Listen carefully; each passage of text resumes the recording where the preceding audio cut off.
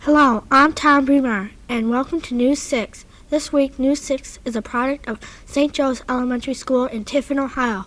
Our parish started when our church was built in 1845.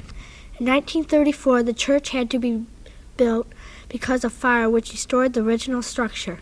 The fire started when lightning struck the 180-foot steeple. Little was saved from the first church, except parts of the altar and a statue of Mary carried out by parishioners. And now here's Michelle to tell you more about our school. St. Joseph's School has a Spanish program started by Mr. Gardner. The course began as an enrichment program for the students who were going to take Spanish in high school. The course in the beginning met after school 20 minutes a day, but today the class meets a regular 45-minute period. Students study grammar, vocabulary, and Spanish culture. Many of the 6th grade students at St. Joseph's School are collectors. Several of the collectors are outstanding, and few are quite unusual. One of the most unusual collection hobbies was that of beer cans. 4 students showed their collections to the rest of the class. David Kovaskitz has 178 cans. Marcelo Delgra has 161 cans. Steve Shannonbrook has 100 cans. And Ann Krupp has over 300 cans. The goal of any beer can collector is to get those really rare ones. The 4 students showed us the cans from the collections that they thought were the most rare. They included Zing, Holiday, Dixie, Foxhead, Cronin Brand, Primo, and Rogue. They told us they got involved in collecting the cans in a couple of different ways. Several said they were started by friends or relatives. But one said that he'd been cleaning out a clubhouse, found some cans, didn't throw them away. Thus, his collection. 2 others in the class were collectors of dolls. Susan Conway and Anne-Marie Imperial showed some of them to us. Anne-Marie has 20 dolls special enough to begin her collection. Her dolls come from all over the world. She has dolls from the Philippines, Africa, Turkey, Jamaica, and Spain. Her favorite doll is the one from France because the style she is wearing from the 1880s. She also has American dolls, but each has its own costume, such as the Hawaiian doll and the Arizona Indian doll. Thomas Graham collects coins. He has 462 coins in his collection.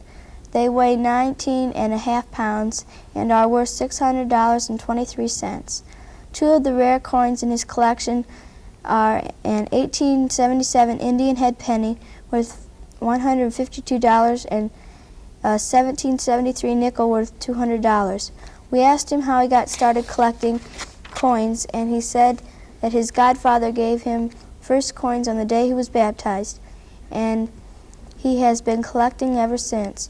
Finally, Annette DeJong was able to bring part of her stamp collection for us to see.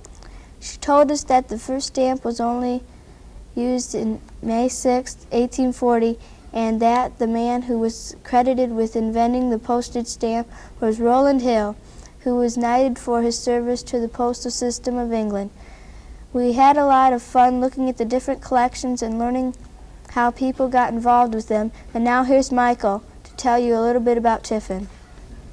When people talk about Tiffin, they usually mention 2 things. They either tell you what Tiffin is one of the safest 47 cities of its size in the United States, or they tell you what the Sandusky River, which runs through Tiffin, is one of the 2 rivers in Ohio that runs north.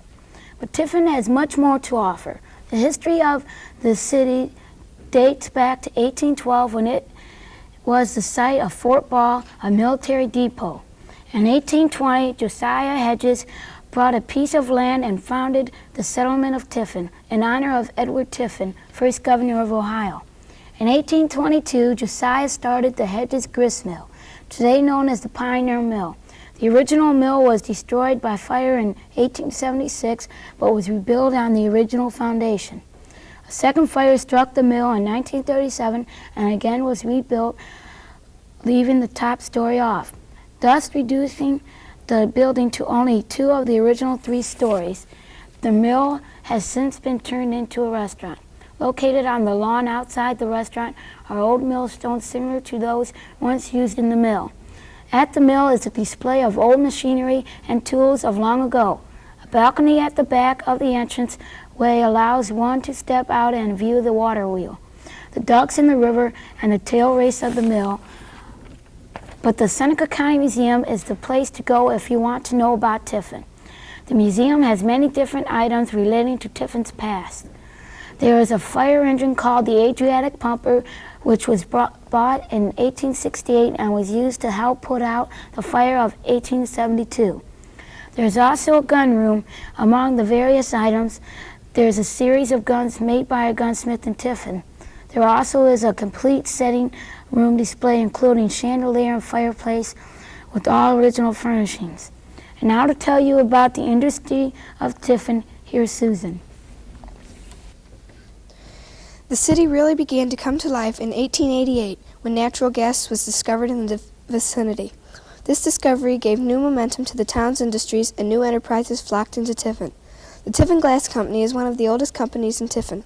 For almost 100 years, the company has been producing glass of such high quality that it has become famous nationwide. Much of the glass is tinted different shades of blue, pink, amber, green, among other colors. The finest pieces are artistically hand-cut in different designs by very talented glass cutters. The National Machinery Company is located on Greenfield Street in Tiffin. The company was first built in Cleveland in 1874. Then in 1882, it was moved to Tiffin. The company designs hot and cold forging machines. They also make bolts, nuts, rivets, steering ball studs, electrical connectors, and pipe elbows. As well as these larger industries, Tiffin has a host of smaller industries. These include the Tiffin Pottery, which traces its history back to 1889 and has a production capacity of 1,200,000 units annually. And it also includes Schiller Distribution, which started in 1971, and they service retail accounts with such items as cigarettes, cigars, tobacco, candy, gum, and drug items. There's also the Ballwright Brothers Potato Chip Factory, which produces 2,200 chips an hour and uses 2 million pounds of potatoes just in the winter months alone. There are small family-run places such as the J&W Cider Mill, where you get 4 gallons from a bushel of apples. There are humanitarian businesses such as the St. Francis Home for the Aged and the Betty Jane Rehabilitation Center. There is also room for agricultural business. In 1940, the Seneca County Breeders Association started a stud service, and by 1943, 6,704 cows were bred. And now, back to Tom for the final story. Before we leave, we must mention the undefeated St. Joe's football team. On November 14th, the team went to the Toy Bowl. The Toy Bowl is held in Toledo and is new this year. Our team played another team that won in another division. The final score was 6-6, so our team is still undefeated. Well, thank you for watching News 6, and thanks for all the students at St. Joe's in Tiffin, Ohio. Have a good day.